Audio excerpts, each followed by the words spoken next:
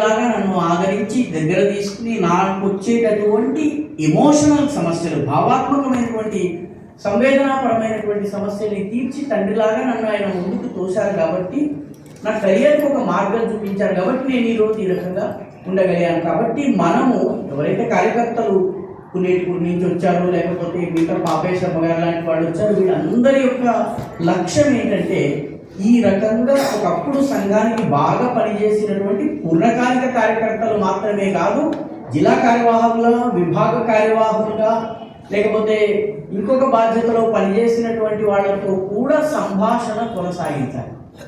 నేను రాజమండ్రిలో ప్రచారంగా పనిచేసే సమయంలో అక్కడ జనసంఘ్లో 1952లో కంటెస్ట్ చేసినటువంటి ఒక నాయకుడు ఉండేవాడు. జనసంఘ్లో ఆయన 400 ఓట్లు వచ్చినాయి.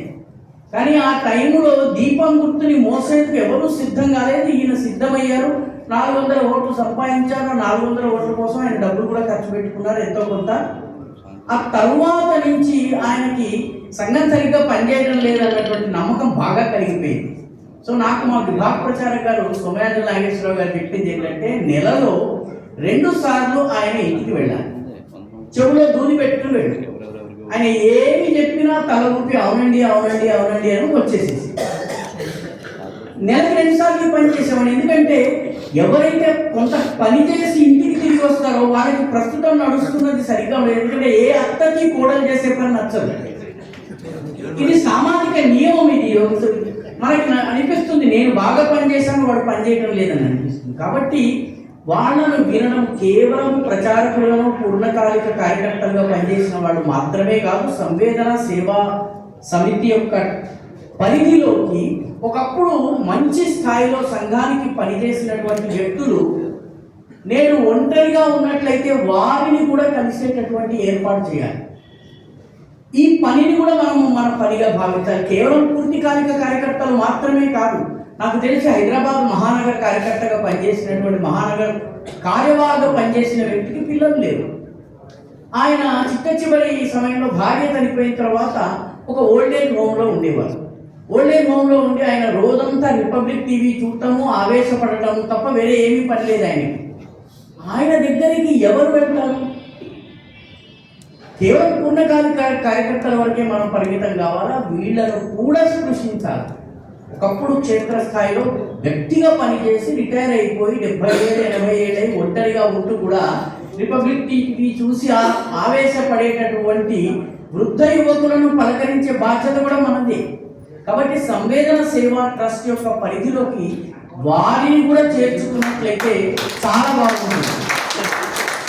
కేవలం ప్రచారంగా రిటైర్ ఇచ్చిన వాడికి మాత్రమే కష్టాలు ఉండవండి, ఎవరికైనా ఉంటాయి. ఎందుకంటే మానవ జీవితం ఎటువంటిదండి? పుట్టి బూరుగా చెట్టు పూచి లెస్సగా కాచి సుడిగాలి దెబ్బకే తొడిమెదారిన నాడు తొడిమెతోనేమైనా నుడివిపోయిందా వారెవ్వరన్నా వీరెవ్వరన్నా.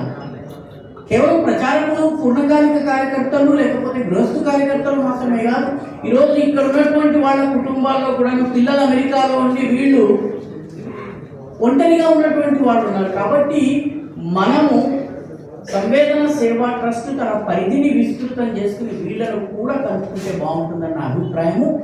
ఈ కార్యక్రమానికి వచ్చినటువంటి వాళ్ళ నుంచి ఆశిస్తున్నది ఏంటంటే, ఈ కార్యక్రమాలలో మన పాత కార్యకర్తల జాబితాలు తీసి ఆ పాత కార్యకర్తలను రెగ్యులర్గా కలిసేటటువంటి ఏర్పాట్లు చేయడం కోసమే ఈ గృహస్థ కార్యకర్తలు ఇక్కడ పిలిచాం. అదేవిధంగా ఇక్కడ పనిచేసినటువంటి పూర్తికాలిక కార్యకర్తలకు ఏదైతే భరోసా కావాలో ఆ భరోసాను కూడా ఇవ్వాలి. ఆ దాని దిశగా పనిచేసేందుకు మనందరినీ పిలవడం జరిగింది. నీతో పాటు ఈ సమాజం ఉండి నువ్వు సమాజం కోసం పనిచేసావు, సమాజం నీ వెంట ఉంది అని చెప్పడం కోసం ఇది. ఎందుకంటే కొద్దిపాటి డబ్బుతో ఎవరి సమస్య తీరదు. పనిలో మానేసి వెనక్కి తిరిగి వచ్చినటువంటి వాళ్ళ జీవితంలో 2 గోల్డెన్ రూల్స్ ఉన్నాయండి. కష్టాలను ఈ రోజు గడిస్తే చాలు, రేపటి సంగతి తరువాత అన్నటువంటి ధోరణితో మనం కష్టాలతో ఫైట్ చేయాలి. సుఖాలు వచ్చినప్పుడు రాబోయే సంవత్సరాల గురించి ప్లాన్ చేసుకోవాలి. గృహస్థులందరూ చేసే పని ఇదే. కష్టం వచ్చినప్పుడు రేపు మంచి రోజు వస్తుంది అనుకుంటారు. ఈ రోజు ఎలాగో గడిస్తే అమ్మయ్య ఈ రోజు గడిచింది అనుకుంటారు. రిటైర్ అయినటువంటి కార్యకర్తలు కూడా ఇదే ధోరణితో పనిచేయాలి. సుఖాలు ఉన్నాయి, పిల్లవాడి చదువు ఇంకోటి ఉంది, దానికి సంబంధించి మనము ఏర్పాట్లు చేసుకోవాల్సిన అవసరం ఉంది. నిజానికి మనము చిత్తశుద్ధితో పనిచేస్తే సమాజం మన కోసం నిలబడుతుంది.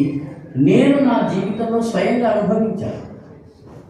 నా కుమారుడికి లివర్ ట్రాన్స్ప్లాంటేషన్ జరగాలి అని చెప్పి వచ్చినప్పుడు ఈరోజు సరిగ్గా మాట్లాడటానికి కూడా ఇబ్బంది పడుతున్నటువంటి వ్యక్తి తన సొంత పనిలాగా వెళ్ళి సిఐతో మాట్లాడి, ఎస్ఐతో మాట్లాడి పర్మిషన్ తీసుకొచ్చి లివర్ ట్రాన్స్ప్లాంటేషన్కి డోనర్ పర్మిషన్స్ అన్ని కూడాను నేను హైదరాబాద్ దాటి రాకుండా ఇక్కడే అమలాపురంలో, రాజూరులో పనులన్నీ చేసి పెట్టారు.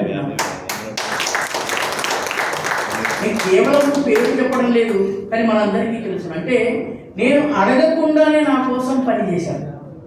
నా పిల్లవాడి కోసము ఎంతమంది పూజలు చేశారు, కార్తీక పౌర్ణమి నాడు ఎంతమంది నిలబడ్డారు.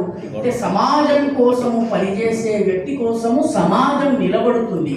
ఆ నిలబడేటటువంటి వ్యవస్థని వ్యవస్థీకృతం చేయడమే సంవేదన సేవా ట్రస్ట్ యొక్క పని. మీరు నమ్మరు, నాకు ఎంత సహాయము. నేను ఇక్కడ మొత్తం అంతా కలిసి పనిచేసింది 1 సంవత్సరం అండి. రాజమండ్రి నగర ప్రచారంగా పనిచేశాను. కానీ పోలీస్ దగ్గర నుంచి లివర్ ట్రాన్స్ప్లాంటేషన్కి సర్టిఫికేట్ కావాలి అంటే సర్టిఫికేట్ కోసం నేను హైదరాబాద్ నుంచి ఇక్కడికి రాలేదు.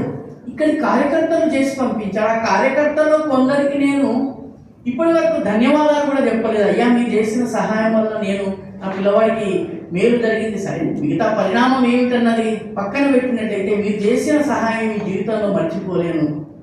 నా పిల్లవాడికి కావాల్సినప్పుడు రక్తం ఇవ్వడానికి వచ్చినటువంటి వాడు, మీరు నమ్మరు, 24 యూనిట్ల రక్తం కావాలంటే 36 మంది కార్యకర్తలు రక్తం ఇవ్వడానికి వచ్చారు. ఇది సంవేదన. ఈ సంవేదనను వ్యవస్థీకృతం చేసేటటువంటి ఏర్పాటు మనము చేసుకోవాలి మిత్రులారా.